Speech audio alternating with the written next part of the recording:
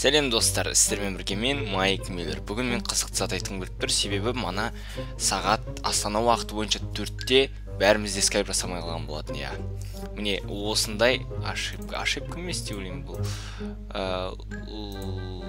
бұл слух па, не өсек па, ол жағын білмедім мен тұрсын.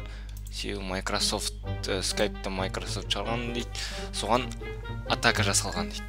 В общем, скайпқа. Міне осылай айналып тұра береттім, түсініксіз өшім айтқанда. Бұл енді шешілмейтін емес, шешілуі керек, себебі скайпсыз ештеңе бітпейді, шаруалардың бәрі скайпта деп ойлаймын. Біреумен ойнағанда да скайпта кетеді. Ол қорықпаңыздар, тек сіздерде емес, барлық адамда скайп жалғып қалған болатын, тек Қазақстанда емес, сонымен барлық елдерде бұның шешімі болатын шығар деп ойлаймын. Ал әзірге сіздерге берілетін онлайн скайп бар, в общем, браузерный скайп.